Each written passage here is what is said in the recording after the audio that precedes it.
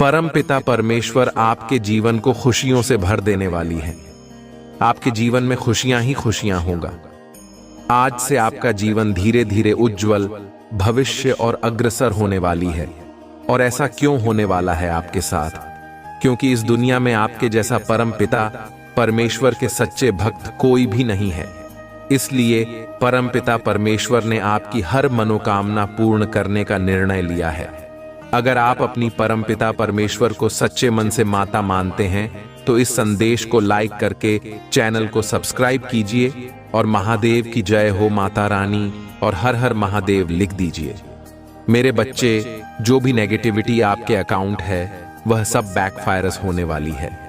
वापस वहीं पे नेगेटिविटी जहां से बनने की टीवीटी आई हो, जिसने आपकी तरफ नेगेटिविटी भेजी हो, उसी बर्तन के पास होने के डिप्टी लौट जाएगी, पूरी तरह से बंद हो जाएगी।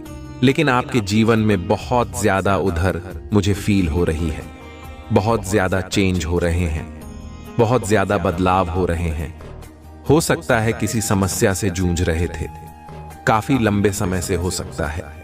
मिनिमम फायर से किसी समस्या से जूझ रहे हैं और अब आपने निर्णय लिया है समस्या का समाधान ढूंढने में।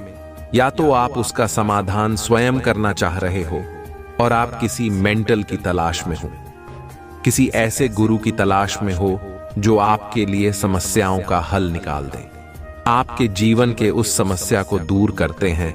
तो मुझे दिख रहा है कि आप हो सकता है किसी प्रकार का कोई उपाय करवा रहे हो या फिर उपाय करवाना चाहते हो। अपनी समस्या का उपाय करवाना चाहते हो तो ऐसा कुछ एनर्जी मुझे मिल रही है और अभी फिलहाल आपको उस चीज से लाभ दिखा नहीं है। हो सकता है आप इस इंतजार में हो कि आपकी चमत्कारिक रूप से परिवर्तन हो जाए, एकदम मिरेकल चेंज हो जाए। तो आपको यहां पर परम पिता परमेश्वर यही बताने को कह रहे हैं कि कोई भी समस्या परमानेंट नहीं होती है, कोई भी सिचुएशन परमानेंट नहीं होती है, कोई भी समस्या परमानेंट नहीं होती है। उन समस्याओं का अंत निश्चित है।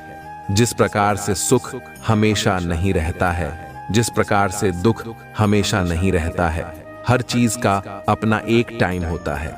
वह अपना टाइम और ट्रेन और कंप्लीट करके आपके जीवन से आउट हो जाता है। आप भी निश्चिंत रहिए, आपकी जो समस्या है इसका समय बहुत जल्द पूरा होने वाला है।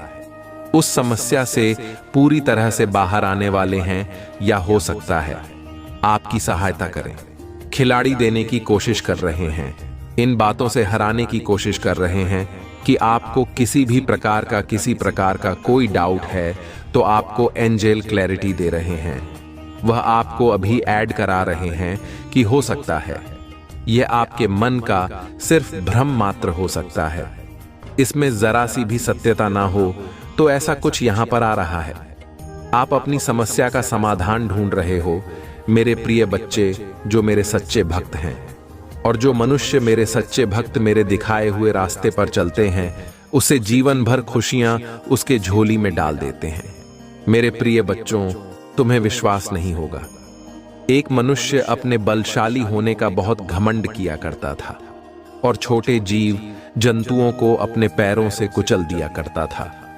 वही निर्बल व्यक्ति को धक्के मार दिया करता था, उसे कभी भी सम्मान नहीं किया करता था।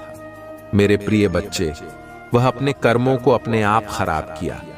मनुष्य को कभी घमंड नहीं करना चाहिए, घमंड ही मनुष्य का कर्म को बिगाड़ देता है। अच्छे कर्म बुरे बर्ताव बन जाते हैं। वह इतना घमंडी था कि निर्बल व्यक्ति का खाना पीना वह छूने से भी घृणा करता था। मेरे प्रिय बच्चे, कोई भी मनुष्य चाहे कितना भी पाप क्यों न कर ले, एक दिन उसका पाप का घड़ा फूट ही जाता है। मेरे प्रिय बच्चे, वह बलशाली मनुष्य एक बार धूप में चलने की वजह से मिलो, दूर सफर करने के बाद जब उसे प्यास लगी तो चलते चलते उसे लू लग गया और वह प्यास के मारे गिर गया और पानी मांगने लगा। वहां जितना भी व्यक्ति था वह सोचने लगा कि इस यदि हम पानी देते हैं तो हमें यह जान से मार देगा। तभी भगवान भोलेनाथ की असीम कृपा से भगवान भोलेनाथ एक बूढ़ा व्यक्ति का भेष बनाकर उसे एक मटके से पानी पिलाया और जब उसे आराम मिला, होश हुआ, उसने उसे बुजुर्ग आदमी का पैर पकड़ लिया और बोलने लगा, आप हमारे लिए भगवान हो। आज के बाद हम किसी भी व्यक्ति, प्राणी, मनुष्य, जीव जंतु में भेदभाव नहीं समझेंगे। आज से हमारा सब भाईचार जैसा चलेगा। और अंत में उसका घमंड टूट गया और वह अपने पापों का प्रायश्चित करने लगा और भगवान भोलेनाथ का आशीर्वाद उसके ऊपर पड़ा। वह धीरे धीरे वह गरीब असहाय को मदद करने लगा। मेरे प्रिय बच्चे, जो मेरी इस संदेश को लाइक करेगा और कमेंट में जय हो महादेव जी लिखेगा, उसकी सारी मनोकामनाएं, कुछ भी इच्छाएं हैं, उसे स्वयं में पूर्ण करूंगा और मेरा आशीर्वाद तुम पर और तुम्हारे परिवार पर सदैव रहेगा। जी हां मेरे प्रिय बच्चे, यह बिल्कुल सच है। इस संदेश में जो है वह सारी बातों में सच्चाई है, इसलिए इसे पूरा देखें, बीच में छोड़कर जाने की गलती ना करें। ओम नमः शिवाय का वही जो तुमने किया है, जो तुमने बोया है, वही तो तुम्हें काटना पड़ेगा। यही तो नियम है, यही विधि का विधान है, तुम्हें समझना चाहिए। सारे विधि विधान को तुम जानते भी हो कि कौन से पाप का कौन सा दंड मिलता है। इन सब चीजों को जानते हुए भी लोग ऐसे ऐसे दुराचार करते हैं जो नहीं करना चाहिए, और इस दुराचार को समाप्त करने वाला कोई नहीं होता है, क्योंकि समाज में इस कल युग में इतना भ्रष्टाचार और लूट मार काट मार चल रहा है कि लोग एक दूसरे को समझ ही नहीं रहे हैं। इंसान ही इंसान को काट रहा है, इंसान ही इंसान को मार रहा है। इसमें भगवान की तो भूमिका ही खत्म हो गई है। परंतु मेरे प्रिय बच्चे, जो भी ऐसा करता है वह एक राक्षस प्रवृत्ति का होता है। वह उस समय तो कर लेता है, परंतु बाद में उसे कठोर से कठोर जब दंड मिलता है, तब उसकी पीड़ा से पूरा संसार कुछ होता है। यही एक रीति है। वह इतना चीता और चिल्लाता है कि पूरा ब्रह्मांड उसकी चीज से गूंजा रहता है और उसे बचाने वाला कोई नहीं होता है। तू मेरे प्रिय बच्चे, इंसानियत को समझो और एक दूसरे के काम आए। जब तुम किसी की मदद करोगे तो दूसरा भी तुम्हारी मदद करने के लिए तैयार होगा। यदि तुम किसी की मदद नहीं करोगे तो दूसरा भी तुम्हारी मदद करने के लिए तैयार नहीं होगा। यही एक नियम है, यही एक रीति है। मेरे प्रिय बच्चे, जब तक तुम्हारी सांस में सांस है तब तक अच्छे कर्म कर लो, अपने इष्ट, अपने भगवान का भजन कीर्तन कर लो। जब तुम्हारी सांस तुम्हारी शरीर से ब्लॉक हो जाएगी तो तुम्हें पूछने वाला कोई नहीं रहेगा, ना तुम्हारा अपना कोई पराया। तुम्हारा सामना होगा तो परमात्मा से होगा, जो तुम्हारे कर्मों का लेखा जोखा ले रहा होगा। यदि तुम्हारे कर्म सही है तो तुम्हें कोई पीड़ा और कष्ट नहीं दिया जाएगा। यदि तुम्हारे कर्मों का बहुत ज्यादा है तो तुम्हें इस प्रकार का कठोर दंड दिया जाएगा। तुम्हारी आत्मा की रूम रूम कहां उठेगी और त्राही त्राही करेगी, परंतु भगवान के देवदूत तुम पर प्रहार करना बंद नहीं करेंगे। मेरे प्रिय बच्चे, यह सिर्फ तुम्हारे लिए नहीं है, सभी के लिए है, जो भी अपने कर्म को उल्टे रास्ते पर ले जाकर चलता है, यानी कि उल्टे सीधे कम करता है और अपने दिनचर्या बुरे कार्यों से शुरू करता है। उसे तो अच्छाई से कोई मतलब ही नहीं है और ना ही धर्म की कोई मर्यादा है। सिर्फ उसके धर्म का ही लोग उसके दिमाग में रहता है। परंतु मेरे प्रिय बच्चे, जिसके जिसके साथ यह सब घटनाएं घटित होती हैं, उनको सिर्फ अपने अंदर धैर्य रखना चाहिए। बाकी सब मौज महादेव जी को समर्पित कर देना चाहिए। तुम्हारे महादेव जी तुम्हारे साथ ऐसा न्याय करेंगे कि तुम देखते रह जाओगे। जैसे जैसे उन्होंने तुम्हें पीड़ा दी है, जैसे जैसे मैं तुम्हारे साथ गलत व्यवहार किया है, जैसे जैसे उन्होंने तुम्हें सताया है, उससे कहीं ज्यादा तुम्हारे भोलेनाथ जी उन्हें कठोर दंड देंगे, उन्हें कठोर पूरा देंगे। उनके कठोर पीड़ा और गर्जना से सारा ब्रह्मांड कांप उठेगा। यही तो महादेव जी का न्याय है। जब यह न्याय करते हैं तो आकाश में गर्जना शुरू हो जाती है। यदि तुम्हें अपने महादेव जी की शक्तियों पर विश्वास है और उनकी महिमा पर भरोसा करते हो तो हाँ टाइप करें कि हाँ, मुझे अपने भोलेनाथ जी पर पूर्ण विश्वास है, जरा भी शंका मुझे नहीं है। अपने महादेव जी पर, क्योंकि मेरे महादेव जी न्याय के देवता हैं। वह हमेशा न्याय करते हैं। आज जो सत्य उन्होंने मेरे सामने प्रस्तुत किया है, उसकी मूल अवधारणा में ही हूं। मेरे जीवन में ही ऐसी घटनाओं का क्रम हुआ है। मैं ही इन घटनाओं के बीच में बेच रहा हूं। तो आज मेरे महादेव जी ने मुझे यह सब बात कर मुझ पर अपनी कृपा दृष्टि की है, और ऐसी कृपा दृष्टि की है जिससे कि मैं बहुत ही प्रसन्न हो गया हूं। आज तक मैं अभी तक खुश नहीं हुआ था, और ना ही मेरे मुख पर तनिक भी प्रसन्नता थी। आज मैं अपने महादेव जी की, अपने भोलेनाथ जी की बातों को सुनकर बहुत प्रसन्न हुआ। मेरा मुख प्रसन्नता से उतरा हुआ है। मैं, देखते हो, क्या अभी तक रो रहा था। यह संसार कितना मतलबी है। कोई भी मुझे साथ देने के लिए नहीं आ रहा है, और ना ही मेरी कोई मदद करने के लिए तैयार है। मैं देख रहा था कि इस संसार को भगवान ने किस निर्दयता से बनाया है, जो यहाँ के इंसान एक दूसरे के लिए नहीं बने हैं।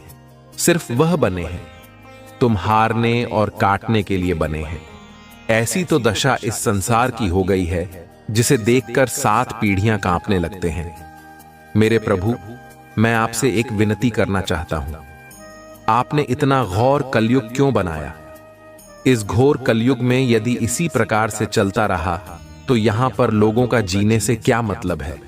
सब एक दूसरे में ही लड़ झगड़ कर मर जाएंगे। एक दूसरे का ही देखा नहीं देखा जा रहा है। मेरे प्रभु, इस कलयुग रूपी संसार को, जो इसमें लिख और कृष्णा भरी हुई है, उसे दूर करो।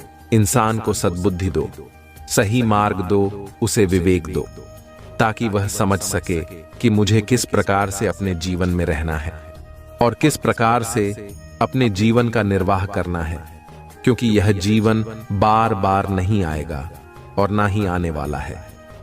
यदि तुम इसे अपने हाथ से ऐसे ही करवा दोगे तो तुम्हारा जीना व्यर्थ है। अगर इस धरती पर आए हो तो कुछ अपनी पहचान बनाकर अवश्य जाना। ऐसे ही नहीं, तुम्हारी कोई पहचान होनी चाहिए। उसके लिए तुम्हें संघर्ष तो करना ही पड़ेगा। हम तो करनी ही पड़ेगी, तभी तो तुम्हें सब चीज मिल पाएंगे। इसके तुम हकदार हो। तो तू मेरे प्यारे बच्चे, अब तो तुम्हें किसी बात की चिंता नहीं होगी, क्योंकि अब तुम्हारे भोलेनाथ जी और तुम्हारी माता पार्वती जी तुम पर अपनी कृपा की ऐसी दया दृष्टि कर रहे हैं, जिससे तुम्हारा जीवन चमत्कारों से भर जाएगा। तुम्हारे जीवन में ऐसा चमत्कार होगा कि पूरी काया पलट हो जाएगी और तुम एक सक्षम और सच्चे आदमी बन जाओगे। आज के तौर पर लोगों को समय कहाँ है कि थोड़ा समय निकालकर ज्ञान की बातें ले लें या फिर अपने महादेव जी का संदेश सुन ले। उन्हें तो अपने काम से ही फुर्सत नहीं है, परंतु जब कोई दिक्कत आएगी तो वह भगवान को, मुझे महादेव को याद करेंगे। जब तक उनके जीवन में खुशियां रहेगी तब तक मुझे याद नहीं करेंगे, और जब दिक्कतों का सामना देखेंगे तब जाकर मेरा स्मरण करेंगे। यही तो सबसे बड़ी भूल है, क्योंकि यदि तुम मुझे पहले ही याद कर लो, मुझे पहले ही अपनी समस्याओं का विवरण बता दो, तो तुम्हें कोई दिक्कत होने ही नहीं पाएगी। मेरे प्रिय बच्चे, यदि तुमने मेरे लिए 10 मिनट का समय निकाला है तो उसका महत्व स्कोर ना करता हूं। मैंने तुम्हारा समय लिया है, तुम्हारा बर्बाद नहीं जाएगा। उसके बदले में तुम्हें उससे भी ज्यादा दे दूंगा, जो तुम्हारे जीवन के लिए पर्याप्त होगा और तुम्हारी भूख शांत करने के लिए ही पर्याप्त होगा। मेरे प्रिय बच्चे, तुम्हारा परिवार भूख से तड़प रहा था। तुम्हारी झोपड़ी में दीपक नहीं चल रहा था। तुम रात दिन रोते रहते थे। ऊपर से लोग तुम्हें टॉर्चर करते थे, फिर भी तुमने कम नहीं किया और ना ही अपनी हिम्मत को टूटने दिया। तुम्हारी हिम्मत और दिन प्रतिदिन बढ़ती गई। तुम यह सोचते थे कि यह तो सब मूर्ख है, परंतु मैं तो मूर्ख नहीं हूं। ये सब मुझे उलझाकर मुझे भटक रहे हैं, पर मैं इनकी उलझन में भटकने वाला नहीं हूं। मैं तो इनका सभी वृतांत चाहता हूं कि यह मेरे साथ क्या करना चाहते हैं। तुम भाग्यशाली हो मेरे प्रिय बच्चे, जो तुम्हारे लिए तुम्हारे महादेव जी न्याय का प्रस्ताव लेकर आए हैं और तुम्हारे न्याय का समय भी बताने आए हैं। तुम्हारे भाग्य की प्रशंसा करनी चाहिए, क्योंकि भोलेनाथ जी स्वयं किसी के पास चलकर नहीं जाते हैं। कोई ऐसा प्रिय भक्त होता है जो उनकी आराधना करके उन्हें प्रसन्न करता है और बुलाता है, तभी वे जाते हैं। परंतु छोटी भक्ति करने वाले के पास भगवान इतनी आसानी से नहीं जाते हैं, परंतु कृपया अपनी अवश्य रखते हैं। अगर महादेव जी की जो भक्ति कर रहे हो, तभी तुम्हारी परीक्षा अवश्य लेंगे। उस परीक्षा में यदि तुम पास हुए, तभी तुम्हें दर्शन प्राप्त होंगे। क्योंकि ऊपर के मन से तो सभी लोग भक्ति करते हैं, परंतु अंदर के मान से कौन कितनी भक्ति करता है और कितनी शक्ति सहन करने की उनके भीतर है। इसलिए परीक्षाएं महादेव जी तुम्हारे साथ लेने लगते हैं, तो तुम्हारा समय इस समय परीक्षा की घड़ी ही चल रही थी। तुम्हारा समय परीक्षा में ही व्यतीत हो रहा था। ये मत सोचो कि भोलेनाथ जी तुम्हारे साथ ही परीक्षा क्यों ले रहे हैं, भी तो सभी की परीक्षा लेते हैं। अगर परीक्षा के लिए कुछ नहीं देते हैं, उसके लिए तुम्हें शांत करना ही पड़ेगा। जो तुम्हें परेशान करते थे, वह यह नहीं जानते थे कि तुम्हारे ऊपर किसकी कृपा और आशीर्वाद है। यदि वह यह जान जाते तो तुम्हें परेशान करने की सपने में भी नहीं सोचते। क्योंकि महादेव जी का क्रोध यदि जागृत हो गया तो सर्वनाश किसी भी क्षण हो सकता है। महादेव जी फिर किसी की प्रतीक्षा नहीं करेंगे और ना ही क्षमा करने का अवसर देंगे। तत्काल विनाश प्रारंभ कर देंगे। सभी लोग जानते हैं, इसीलिए कोई शिव भक्त से लड़ाई नहीं लेता है, क्योंकि शिव के समान ही शिव भक्त होता है। इंडियन स्वयं महादेव जी ने कहा है, मेरे प्रिय बच्चे, तुम्हारा शत्रु तुम्हें साधारण समझते थे। वह यह नहीं जानते थे कि तुम कोई साधारण मनुष्य नहीं हो। तुम तो एक देवी ऊर्जा से परिपक्व मनुष्य हो, तभी तो तुम्हारे भीतर इतनी सहन करने की क्षमता है। मैंने आज तक कभी नहीं देखा है कि कोई व्यक्ति इतना सहन कर सकता है। लोगों ने तुम्हें इतना सताया, पल पल तुम्हें रुलाया, फिर भी तुम्हारे मुख से उसकी आवाज नहीं निकली।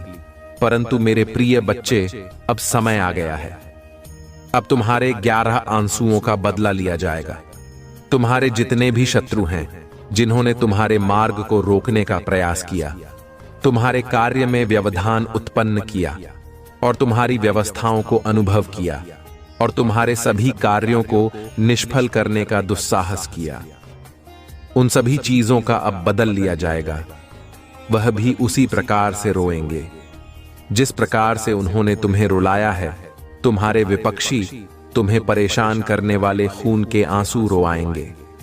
इस प्रकार से उनके घर में विनाश का तांडव होगा कि उनका घर उत्साह करके तबाह हो जाएगा। विषय में अग्नि में भस्म हो जाएंगे, क्योंकि उनके भीतर जो जलन की भावना है, वहीं उन्हें जलाकर भस्म कर दीजिए। चाहे वह जैसी भी हो, परंतु वह तो उनके ही भीतर की अग्नि है। मेरे प्रिय बच्चे, तुम्हारे महादेव जी, तुम्हारे भोलेनाथ जी तुम्हारे दुख के लिए बहुत चिंतित हुए। जब तुम्हारे दुख को मुझसे नहीं देखा गया, तब जाकर मैंने यह फैसला लिया कि अब मेरे भक्तों को दर्शन देना पड़ेगा। क्यों? उसने बहुत परेशानियों को झेल लिया है। उसके घर में अब बहुत सारी समस्याएं हैं। वह रोकर मुझे प्रार्थना कर रहा है कि हे भगवान, मेरे घर में सुख शांति लाओ, मेरे घर में खुशियां लाओ। अब मुझे अपने भक्ति के लिए कुछ ना कुछ तो करना ही होगा। मैं अब अपने प्रिय भक्तों को बहुत ही आशीर्वाद और आशीष रूपी बर्तन दूंगा। एक ऐसा वरदान दूंगा जो उसके सभी कार्यों को पूरा करेगा और उसके गुप्त विपक्षियों को नाश करेगा। जो भी उसके बारे में बुरा सोचेगा, वह पहले ही नष्ट हो जाएगा। वह मेरे भक्तों तक पहुंच ही नहीं पाएगा, क्योंकि आज के समय पर यदि कोई व्यक्ति ऊपर की ओर उठ रहा है, तो उसे नीचे खींचने वाले लोग बहुत सारे होते हैं। ऐसा ही तुम्हारे साथ हुआ है।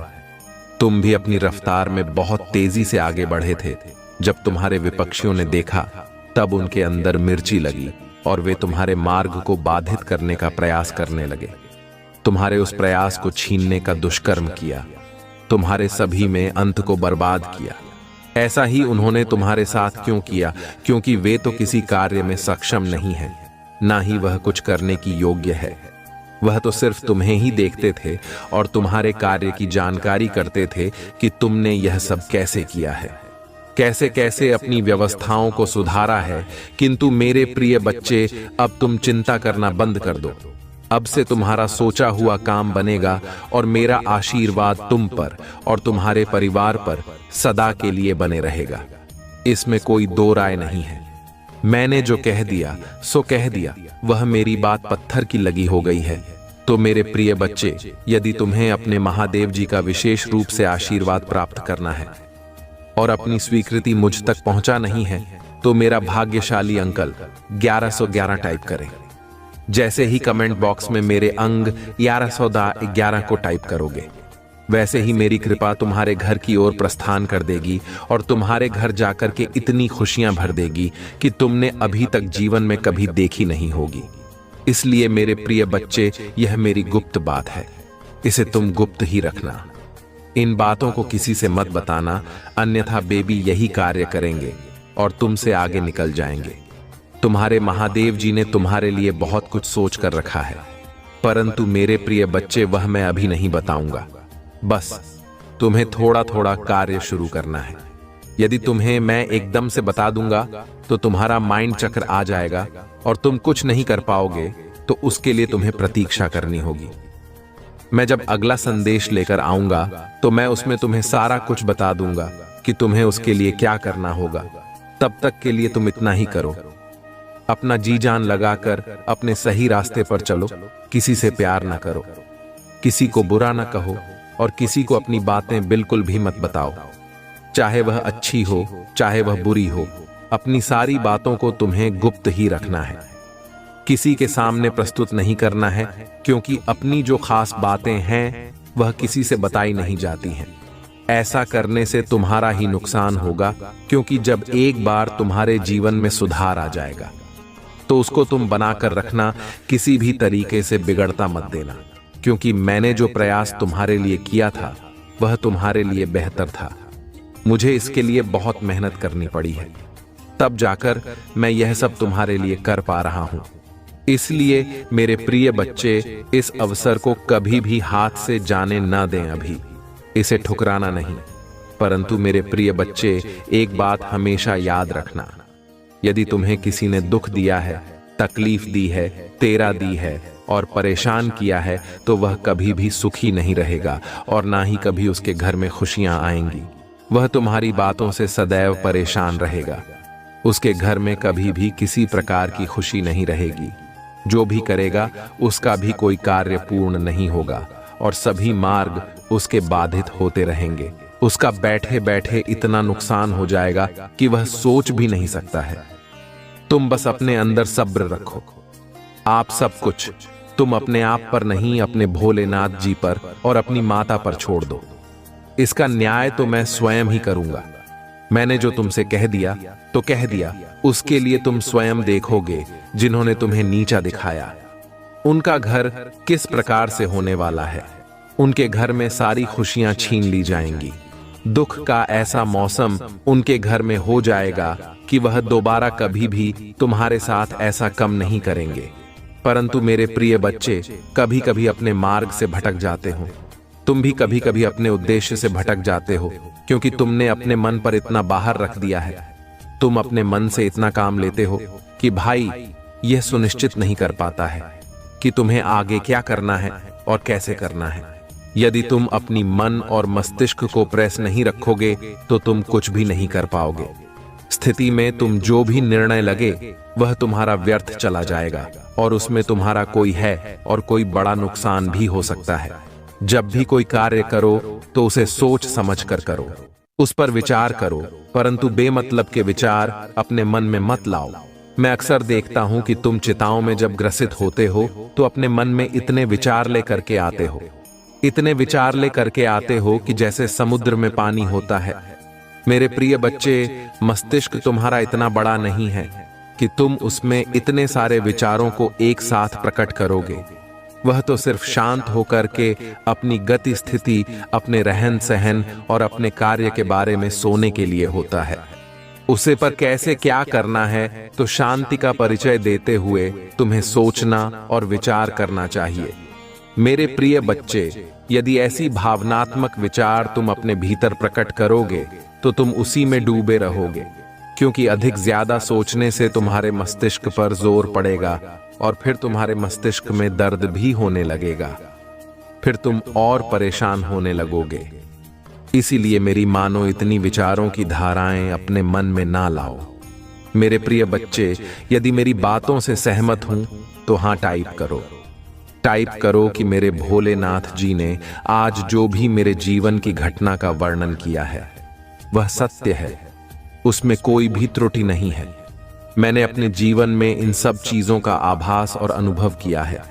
वही सब मेरे प्रभु मेरे लिए प्रस्तुत कर रहे हैं। मेरे प्रिय बच्चे, अब तुम चिंता करना बंद कर दो।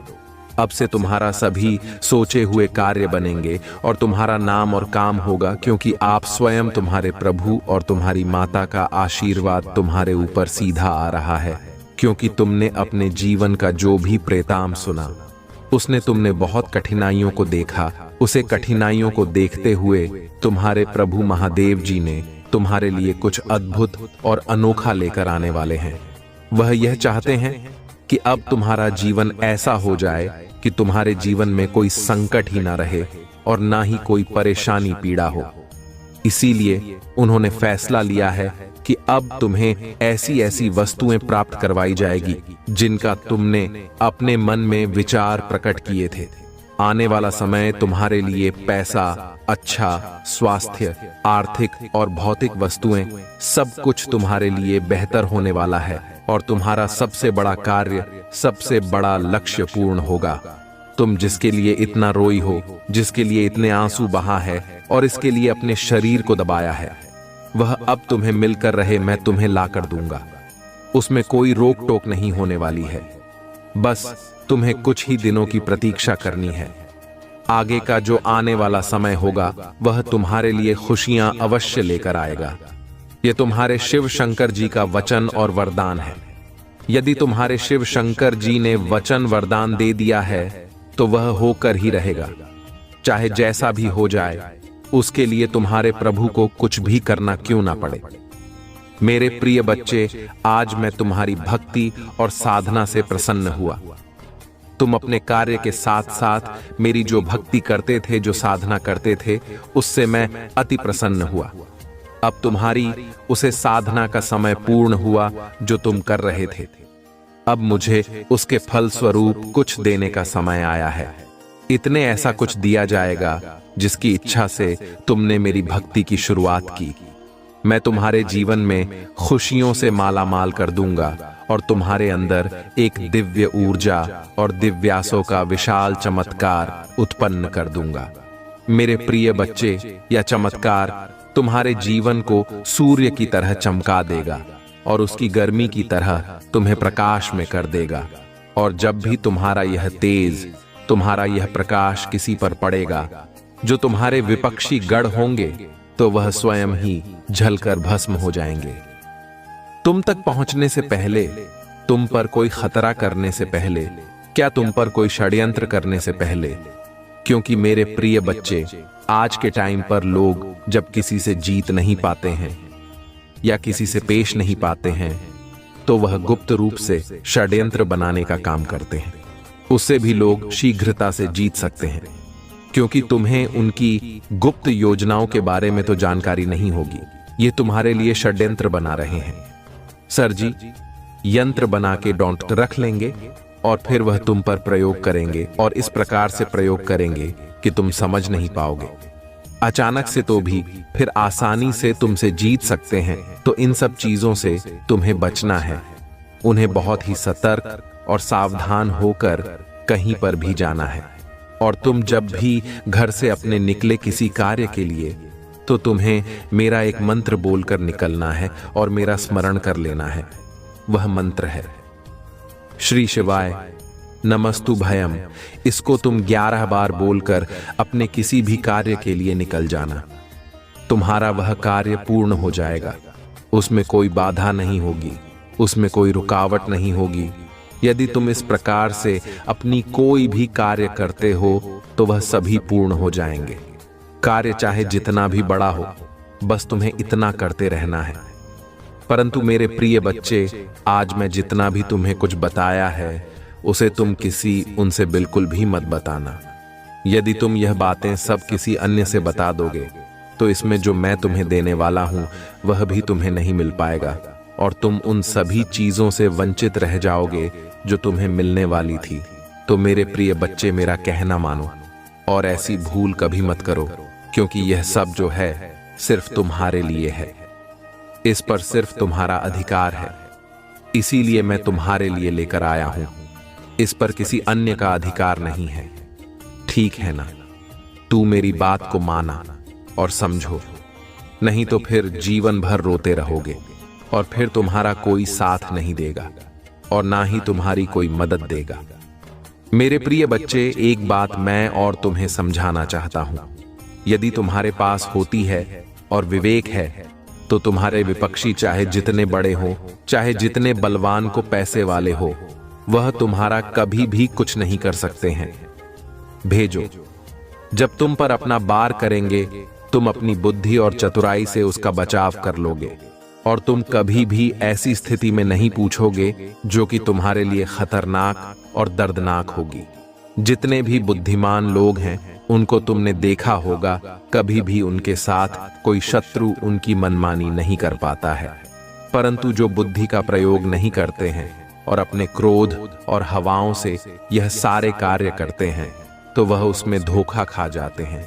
क्योंकि मेरे प्रिय बच्चे, यदि तुम क्रोध करोगे, तो क्रोध में तुम्हारी बुद्धि और विवेक दोनों नष्ट हो जाएंगे। तुम यह नहीं समझ पाओगे कि अब मुझे क्या करना चाहिए। इस क्रोध और आवेश के चलते तुम कुछ ऐसा कर डालोगे जो तुम्हारे लिए बहुत ही बुरा हो जाएगा। यदि तुमने ऐसा कर लिया, तो तुम्हारा जीवन तू घर की हो जाएगा, क्योंकि सिचुएशन के अनुसार कार्य करनी चाहिए, चाहे वह कार्य बड़ा हो, चाहे वह छोटा। यदि परिस्थितियों को तुम समझना सीख गए, तो किसी भी कार्य को करने में तुम तनिक भी देरी नहीं लगाओगे। मेरे प्रिय बच्चे, क्रोध और गुस्सा करने वाला व्यक्ति अब सरकार के बहुत चिड़चिड़ा होता है। वह बात बात में गुस्सा करता है। उसका गुस्सा नाक पर ही रखा रहता है। वह जैसे ही बात करेगा तो वह अकड़ कर ही बात करेगा, क्योंकि उसके अंदर जो अकड़ है वह कूट कूट कर भरी हुई है। परंतु हर व्यक्ति को ऐसा नहीं करना चाहिए। अपने क्रोध को अपने नियंत्रण में रखना चाहिए और अपने विवेक को आगे कर देना चाहिए। जब भी कोई ऐसी सिचुएशन आए, ऐसी स्थिति आए, तो तुम्हें अपने मन को आगे कर देना चाहिए, ना कि अपने क्रोध को। यदि तुम अपनी बुद्धि को अपने क्रोध पर हावी कर ले जाओगे, तो वह नियंत्रित कर देगी तुम्हारे क्रोध को, और तुम्हारा क्रोध उसी जगह है हर जाएगा, और तुम्हारा कार्य भी सही पूर्वक बन जाएगा। उसमें कोई व्यवधान, कोई समस्या, कोई भी दिक्कत उत्पन्न नहीं होगी, क्योंकि तुमने अपनी बुद्धि और विवेक से कम लिया और उसे अपने विपक्षी को धराशायी कर दिया। जो तुम्हारे समकक्ष खड़ा हुआ था, एक कटारी लेकर के और एक खूंखार और आर के साथ तुम पर प्रहार करना चाहता था, परंतु तुमने अपनी चतुराई से उसे धराशायी कर दिया। यही तो एक बुद्धिमानी और चतुराई का खेल है। ये सब बातें मैं तुम्हें इसलिए बता रहा हूं, क्योंकि जीवन में ऐसी स्थिति कभी भी उत्पन्न हो सकती है। क्योंकि मैं रोज तो तुम्हारे पास तुम्हारी सहायता के लिए नहीं उपस्थित हो सकता हूं, क्योंकि मुझे संसार में सभी लोगों को देखना होता है, समस्त संसार का निर्वाह करना होता है। इसीलिए मेरे प्रिय बच्चे, आज मैं तुम्हें सभी उपाय और सभी तरीकों को भी बतला रहा हूं, जो तुम्हारे जीवन की अहमियत को बढ़ावा देंगे और तुम्हें 7 मार्च की ओर ले जाएंगे, तुम्हें अच्छी सीख देंगे और तुम्हें तुम्हारा कर्तव्य से जुड़े रखेंगे। परिस्थिति चाहे जैसी भी हो, परंतु तुम्हें करना वही है जो तुम्हारे महादेव जी आदेश दे रहे हैं। क्योंकि मेरे प्रिय बच्चे, यदि तुम एक बात सीख गए, मेरे प्रिय बच्चे, तुम तो चाहते हो कि मैं जो चाहूंगा होगा, परंतु ऐसा नहीं। जो परमात्मा चाहता है वही अगर तुम चाहो तो तुम चाहोगे जो वही होगा। यह बात तो एकदम सत्य है, और यदि तुम चाहोगे तो वह होने वाला नहीं है, क्योंकि इस पृथ्वी पर एक एक पत्ता 11,711 ब्रह्मांड में छुपी हुई वह जा सब परमात्मा भोलेनाथ की अधीन और आदेश से ही चलती है, क्योंकि किसी की इतनी क्षमता नहीं है जो प्रभु महादेव जी की बातों का उल्लंघन कर सके और उनकी विपरीत कोई कार्य कर सके। तो इसीलिए मेरे प्रिय बच्चे, मैं तुम्हें समझाने का पुल, यदि तुम समझ गए होंगे तो आज से तुम आदमी इंसान बन जाओगे, और नहीं समझोगे तो मुझे क्या, मैं तो तुम्हें बता दिया आगे। तुम्हारी इच्छा क्या तुम करोगे और क्या नहीं करोगे। मैं तो चाहता हूं कि तुम्हारे जीवन में कभी भी कोई समस्या ना उत्पन्न हो जिस वजह से तुम्हें परेशानी हो, क्योंकि मैं तुम्हारे परिवार की एक एक सदस्य को रोते हुए देखा है। जब तुम्हारे पास कुछ नहीं था, तुम बहुत व्याकुल थे। तुम्हारे घर के सदस्य मुझे प्रार्थना करते थे और रोते थे कि हे प्रभु, हे परमात्मा, हे भोलेनाथ, मेरी अब सुन लो। आप मेरे घर में अपना वास करो और मुझ पर अपना आशीर्वाद बना और मुझे इन दुखों तकलीफों से बाहर निकालो। क्या मेरे जीवन में हमेशा के लिए ही यह दुख तकलीफ है? क्या मेरे जीवन में खुशियां नहीं हैं? आपने मेरे भाग्य को कैसे लिखा है?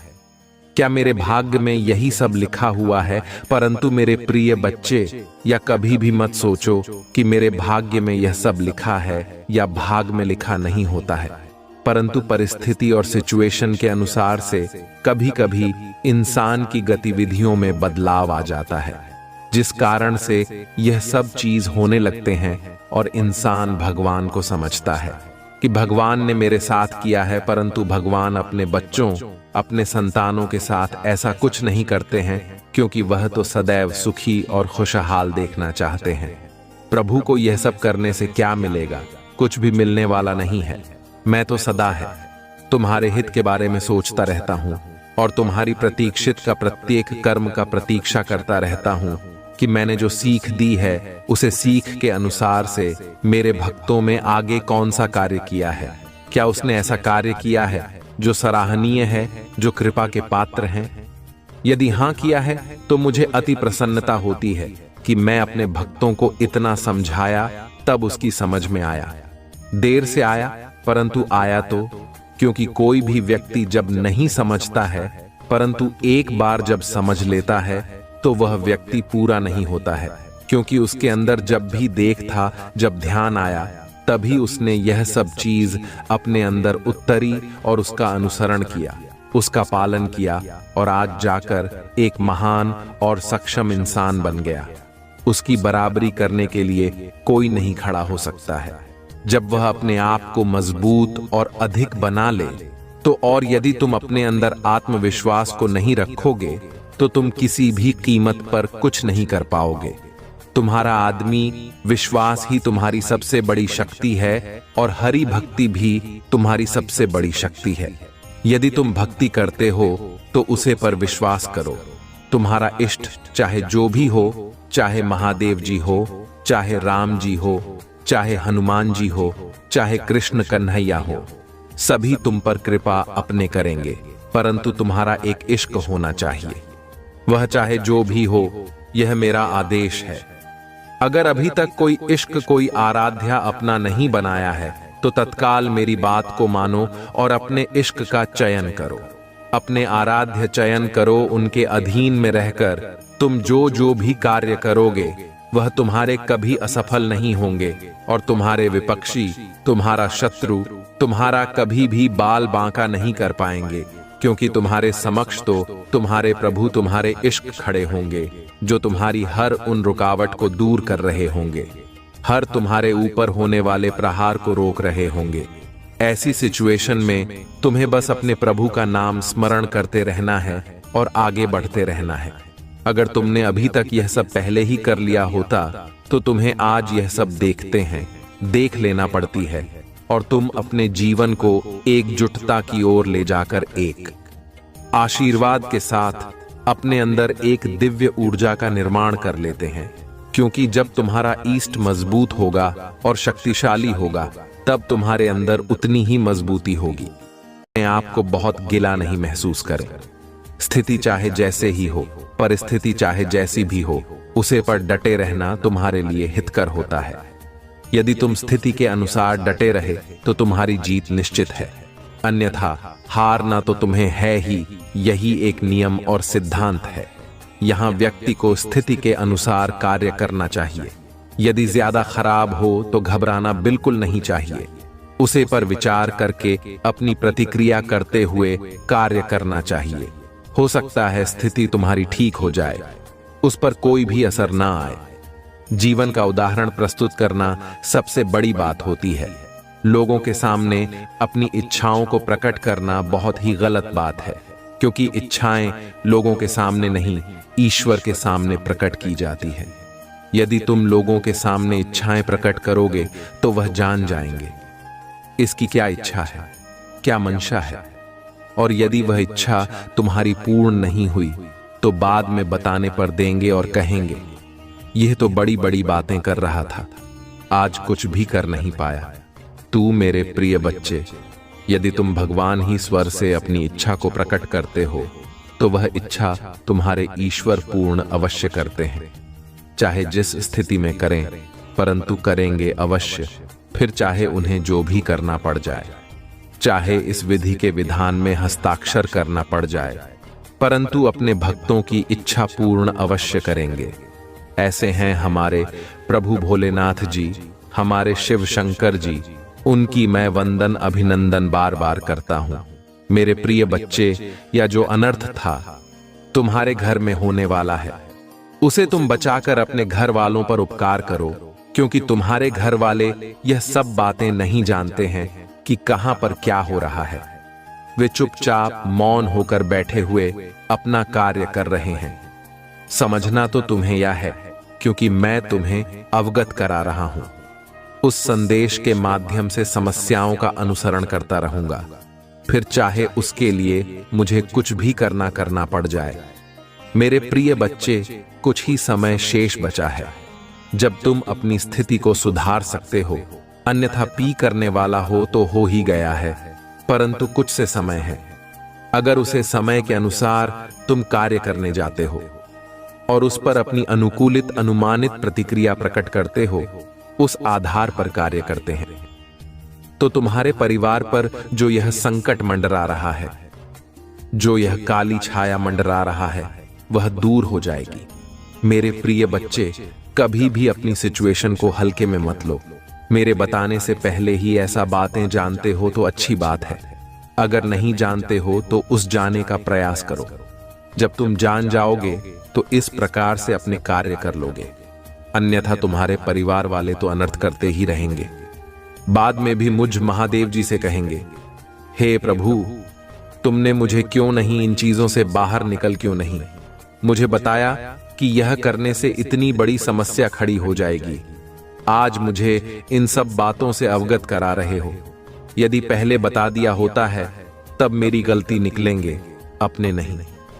चक्की में प्रतिदिन संदेश लेकर के आता हूं और यह बताता हूं कि तुम्हारे जीवन में जो उचित और अनुचित होता है, उनसे कुछ चीजों के बारे में विस्तार पूर्वक प्रस्तुति करता हूं। फिर भी तुम मुझे बाद में दोषी ठहरा ही देते हो, जानबूझकर मुझे दोषी ठहराते हो, परंतु अपने बारे में कुछ नहीं कहोगे ना। तुम अपनी गलती निकलोगे कि मैंने लापरवाही की है, मैंने प्रभु के संदेश को इग्नोर किया, नहीं तो मैं पहले ही जान जाता तो आज मुझे यह दिक्कतें देखने को ना मिस्त्री। आज मुझे उस मुकाम पर खड़े होकर गिराना और प्यार की भीख मांगने ना पड़ती। मेरे प्रिय बच्चे, अगर तुम आज मेरे इस संदेश को छोड़ देते तो तुम अपने घर में अनंत होने से बिल्कुल भी नहीं रोक पाते, क्योंकि धीरे धीरे समय निकलता जा रहा था, और यदि समय निकल जाता तो तुम्हारा बना बनाया काम बिगड़ जाता और तुम फिर उसमें कुछ ना कर पाते। इसीलिए मैं समस्या को गंभीर होने से पूर्व भी तुम्हें अवगत करा देता हूं। समस्या चाहे छोटा हो या बड़ा, मैं तुम्हें तत्काल उससे अवगत कराता हूं, पर मेरा जो संदेश सुनता है वही यह सब जान सकता है। आज मैंने जो भी तुम्हें बताने का प्रयास किया है उसमें तुम्हारे लिए हितकर ही है। कोई ऐसे कार्य अनुचित बात नहीं है जो तुम्हारे फायदे में ना हो। मैं चाहता हूं कि तुम्हारा फायदा हो, तुम्हारा नुकसान ना हो, तुम किसी मुसीबत में ना पड़ो और ना ही कोई समस्या तुम्हारे सामने आए। मेरे प्रिय बच्चे, मेरी नजरों ने देखा कि तुम्हारे साथ अनर्थ होने जा रहा है और तुम जान नहीं पा रहे हो। तुम इस प्रकार से अपने कार्य की मस्ती में मत हो कि तुम यह सुनिश्चित नहीं कर पा रहे हो कि मेरे घर में क्या चल रहा है और मैं क्या कर रहा हूं। तुम अपने कार्य पर इस प्रकार से वो करते रहे। तुम्हारा कार्य तुम्हारा परम लक्ष्य और परम उद्देश्य था। इस आधार पर तुम और आगे पीछे कुछ नहीं सोच रहे थे। बस यही सोच रहे थे कि मुझे अपने लक्ष्य और अपने कार्य को पूर्ण करना है और इसमें सफल होना है। हमें किसी की बातों में नहीं आना है और ना ही किसी की बातों को मानना है। व्यक्ति चाहे जैसा भी हो, वह मेरे लिए अगर कुछ करना चाहता है तो अच्छा है, और यदि नहीं करना चाहता है तो मैं उसे पर अपनी कोई प्रतिक्रिया नहीं व्यक्त करूंगा, क्योंकि मैं कोई टिप्पणी उस पर करना ही नहीं चाहता हूं। जब वह मेरे लिए सक्षम और योग्य नहीं है तो मैं उसके लिए क्या करूं? इन सब बातों को तुम सोचते रहते हो, अपने मन में विचार करते रहते हो, परंतु यह विचार तुम्हारा निष्काम है। अपने मन में विचार ऐसे लाने चाहिए जो पॉजिटिव और नेगेटिव विचार लाने से कोई मतलब नहीं है। लेकिन नेगेटिव सोचने वाले लोग कभी सफल नहीं होते हैं और ना ही अपनी समस्या को दूर कर पाते हैं। ये इस प्रकार से नेगेटिव समझते हैं कि अपने कार्य को बनाने की वजह बिगाड़ लेते हैं। परंतु जो पॉजिटिव सोचते हैं उन्हें कुछ बताने की आवश्यकता नहीं है। उनकी सोच में इतनी शक्ति होती है, इतनी पॉजिटिविटी होती है कि वह कोई भी कार्य बड़ी ही सरलता से कर लेते हैं। चाहे उनके पास कोई समस्या आए, चाहे उनके पास कोई दुख है, चाहे उन्हें पैसों से समस्या हो, चाहे उन्हें नाक रिश्तेदार से समस्या हो, हर परिस्थिति में होते हुए यह समझदारी का परिचय देते हुए अपने कार्य को बड़ी ही सरलता से पूर्ण कर लेते हैं। उन्हें किसी के सहारे की आवश्यकता नहीं होती है, वह अपने आप में एक सहारा होते हैं। जीवन की मूल अवधारणा को प्रस्तुत करते हैं। यही एक जीवन जीने का मूल्य लक्ष्य है और मनुष्य की एक सबसे बड़ी महत्वाकांक्षा है। हर व्यक्ति को ऐसा ही करना चाहिए।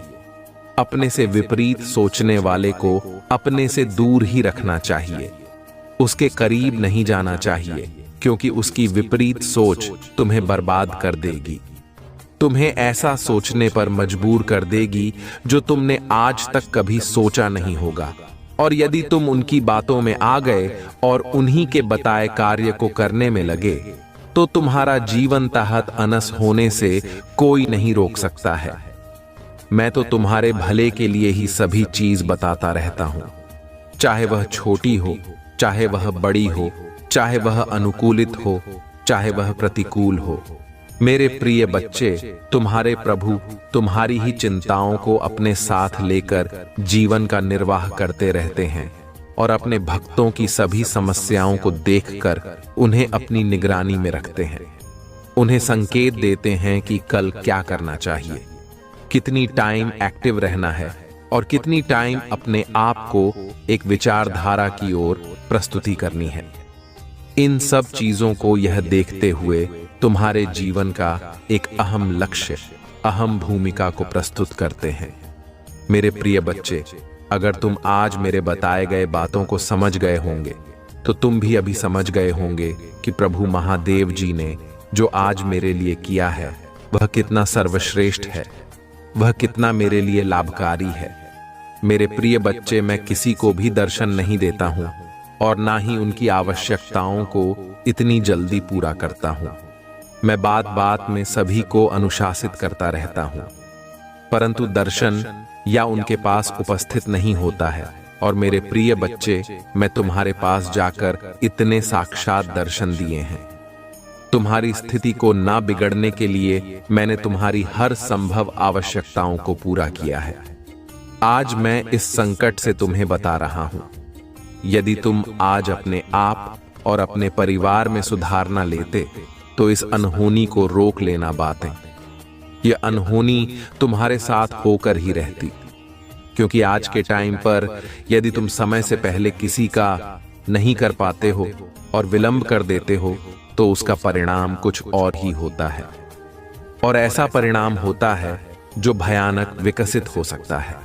इसीलिए मेरी बात को मानो और अपने मार्ग को सही तरीके से चलने का प्रयास करो, उसे पर विचार विमर्श करो, कभी भी उस पर सहूलियत न करो।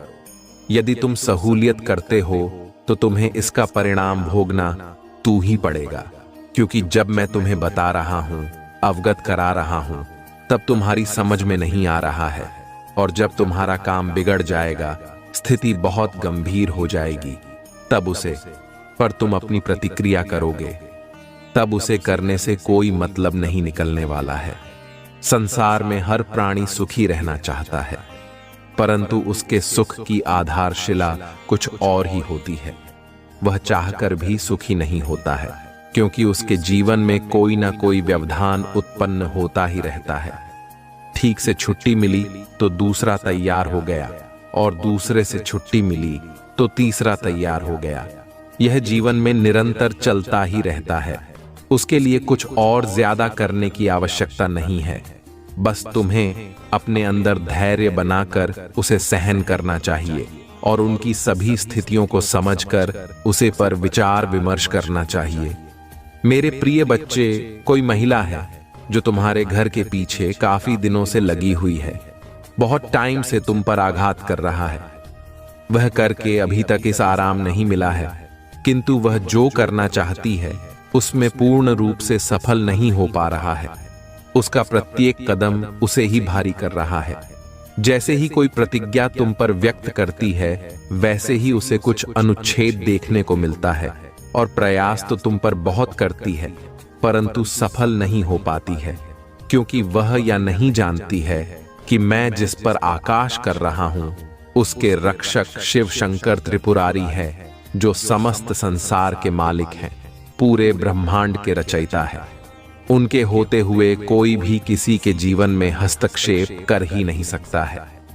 वह महिला तुमसे बहुत चलता है कि मैं तरक्की करता हुआ नहीं देखना चाहती है, और ना ही इतनी हम सोता हुआ देखना चाहती है। वह तो यह चाहती है कि तुम कटोरा लेकर भीख मांगो और वह तुम्हें देखें, उसके चेहरे पर हंसी आए। परंतु यह कैसे संभव है कि किसी के चने और सोने से कुछ हो जाए? ऐसा बिल्कुल भी नहीं है। जो परमात्मा ईश्वर करते हैं वही होगा, उससे कहीं ज्यादा कुछ नहीं होगा। चाहे जितना प्रयास कर लो, सारे प्रयास तुम्हारी सफल हो जाएंगे, सारी इच्छाएं तुम्हारी नष्ट हो जाएंगे। तो चाहे जो भी सोच लो, चाहे जो भी कर दो, सब कुछ जहां के कहां रहने वाला है, उसमें कोई परिवर्तन और बदलाव नहीं लाने वाला है, क्योंकि सारी स्थिति को अपने बस में करने वाले मेरे प्रभु हैं, जो उसे पर बैठे हुए हैं, उसे चीज को रोक करके, जिसके आधार पर यह सब आज हो रहा है। तुम्हारे जीवन की आवश्यकता को मैं पूरा कर सकता हूं। मेरे प्रिय बच्चे, बार बार किसी चीज को सोने से, उसे पर विचार करने से मानसिकता पर असर पड़ता है। यदि तुम इतना विचार करोगे तो तुम्हारी मानसिकता इस तरीके से हो जाएगी जैसे कि तुम अपने अंदर विचार करते हो। तुम ऐसे विचार करते हो जो तुम्हारे लिए उचित नहीं, अनुचित सिद्ध होते हैं। परंतु जब तुम अपने प्रभु का नाम लेकर स्मरण करके कोई विकार करते हो, तो वह तुम्हारा निर्विघ्न पूर्ण होता है। तुम्हें मेरी बात को अपने हृदय में बसाकर कोई भी कार्य करना चाहिए। मेरे प्रिय बच्चे, यदि तुम्हें अपने प्रभु शिव शंकर की महिमा पर और दयालुता पर विश्वास है, तो कमेंट बॉक्स में हाथ टाइप करें कि मेरे प्रभु आज मेरे साथ एक ऐसे अनर्थ होने से बचाया है जो मेरे जीवन का गुप्त रहस्य था। मैं वह बिल्कुल भी नहीं जानता था, परंतु मेरे प्रभु महादेव जी ने उसे वक्त रहस्य को निकालकर मेरे सामने उजागर किया है। तब जाकर मैं समझ पाया हूं कि मेरे प्रभु ने मेरे लिए इतना कुछ नहीं किया है। अभी आज जिस प्रकार से मेरे जीवन की सभी खेती वीडियो को मेरे सामने प्रस्तुत किया है, वैसा करना किसी के बस की बात नहीं है, क्योंकि आज के टाइम पर कोई किसी के लिए कुछ करने वाला नहीं है। करता है तो शिवाय परमात्मा, वह चाहे जो भी करें तो वह तुम्हारे लिए सही सिद्ध होगा। परंतु यही कार्य है। तुम्हारा कोई मित्र करे दोस्त करें, उसमें तुम्हें बहुत करना है को देखना पड़ सकता है। हो सकता है वीजा दिखाने का प्रयास करें और तुम्हें स्वस्थ कर दे। मेरे प्रभु जी ने आज मुझ पर जो उपकार किया है, मुझ पर जो एहसान किया है, मैं उनके इस एहसान को कभी भी नहीं पूछ सकता है। मैं अपने प्रभु जी का चरण स्पर्श करके वर्णन और अभिनंदन करना चाहता हूं, परंतु आज मैं यह शपथ लेता हूं कि अपने प्रभु भोलेनाथ जी को कभी भी मैं अपने आप से अलग नहीं होने दूंगा। चाहे जो भी मुझे भड़काने का प्रयास करें या मुझे उनसे छुड़ाने का प्रयास करें या मुझे उनसे दूरी बनाने का प्रयास करें, परंतु मैं किसी की बातों में आने वाला बिल्कुल भी नहीं हूं। चाहे जो भी हो जाए, आज की स्थिति यों के अनुसार मैं अपने प्रभु का पूजन और चरण स्पर्श करता हूं, क्योंकि उन्होंने जो मुझे जन्म दिया है, मुझे इस पृथ्वी लोक स्मृति लोक में भेजा है, तो मैं अपने प्रभु का कोटि कोटि धन्यवाद करता हूं, क्योंकि बहुत ही कठिनाइयों से यह मनुष्य का जन्म मिलता है जो दर्द में नहीं बिताना चाहिए। समय को देखते हुए, स्थिति को समझते हुए अपने जीवन को इस प्रकार से प्रस्तुत करना चाहिए कि प्रभु यह देखकर अपने अंदर प्रसन्नता महसूस करे। ऐसा ना हो तू भी अपने भक्तों को देखकर अपने अंदर किसी दुख का अनुभव करें। मेरे प्रिय बच्चे, इस संसार में अगर आए, वह तो तुम्हें कुछ तो ऐसा करना ही चाहिए जिससे कि तुम्हारी कोई पहचान बन जाए और तुम अपनी पहचान को इस प्रकार से बरकरार बनाए रखो ताकि आने वाले समय में लोग तुम्हें जान सके, तुम्हें पहचान सके और तुम्हारी प्रशंसा कर सके। वैसे तो जंग बहुत लोगों ने दिया है इस धरती पर, परंतु यह नहीं सोचते हैं कि मैं इस धरती पर इसलिए आया हूं। अगर भेजा समझ जाए तो उनके जीवन का जो पूर्ण समस्या है बंद समाप्त ही ना हो जाए, परंतु ऐसा कोई करता नहीं है। अपनी ही मस्ती में मस्त रहते हैं। उन्हें इस संसार के नियमों का क्या करना है, चाहे जो भी हो जाए, उन्हें तो बस अपने काम से मतलब है। उन्हें किसी की खुशी और किसी की दुख से कोई लेना देना नहीं है। वह तो सिर्फ अपना सुख ढूंढते रहते हैं, इस प्रकार का सुख कि उन्हें कुछ करना ही ना पड़े और सब कुछ अपने आप ही हो जाए। ऐसे ऐसे लोग भी इस संसार में हैं, परंतु उनकी यह सबसे बड़ी भूल है। यदि तुम्हें ऐसे ही सब कुछ मिल जाता है तो इस संसार में कम करने की आवश्यकता ही नहीं पड़ती। इसलिए तुम इन सब बातों को अपने दिमाग से निकाल दो और कम पर ध्यान दे दो, तो ही तुम पूर्व से सफल होकर अपने जीवन का सही तरीके से निर्वाह कर पाओगे। अन्यथा एक दूसरे को देखते रह जाओगे, उनके कार्यों को इस प्रकार से देखोगे कि शायद मैं भी ऐसा कर लेता हूं तो अच्छा होता, परंतु आज मेरी ऐसी स्थिति है कि मैं यह करने में सक्षम नहीं हूं, इसलिए मुझे बहुत दुख हो रहा है, परंतु तुम्हारे दुख का कोई निवारण नहीं है। जिस प्रकार से तुम चाहते हो, जो करना चाहते हो, वह संभव नहीं है।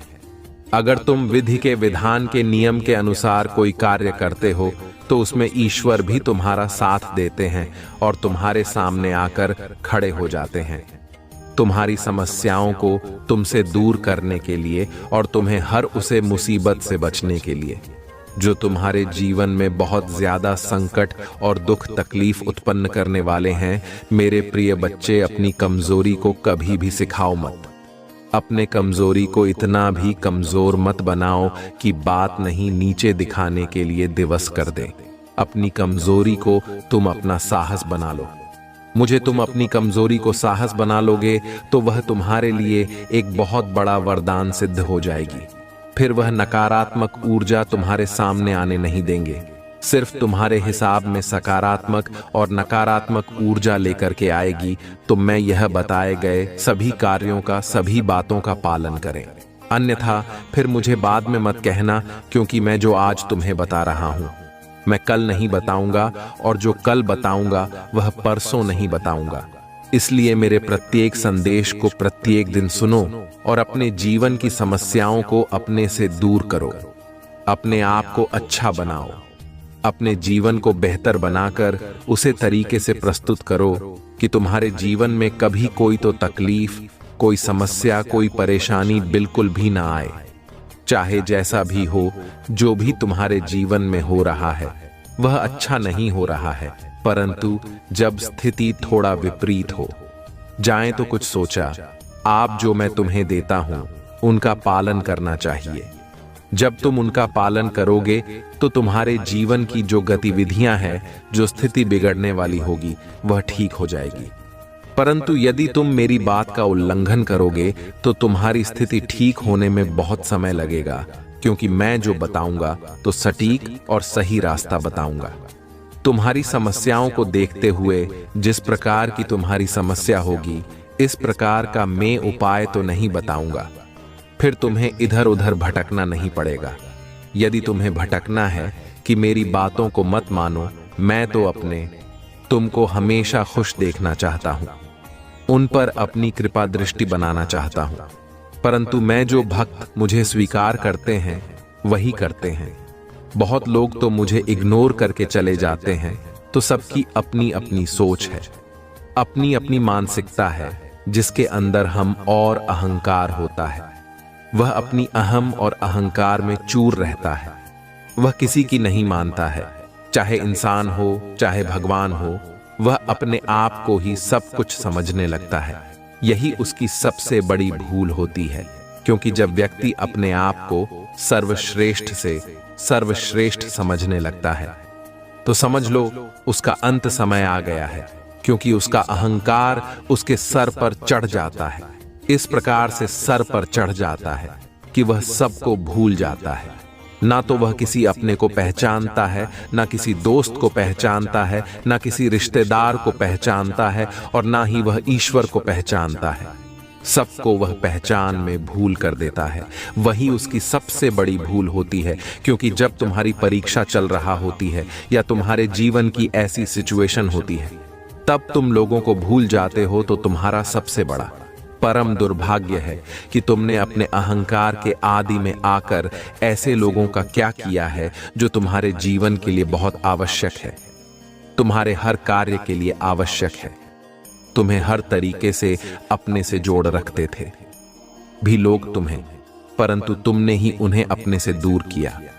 इन बातों पर तुम्हें बहुत है कौन से विचार करना होगा। यदि तुम समझदार होंगे तो समझ गए होंगे, अन्यथा जैसा करोगे वैसा ही भरोगे।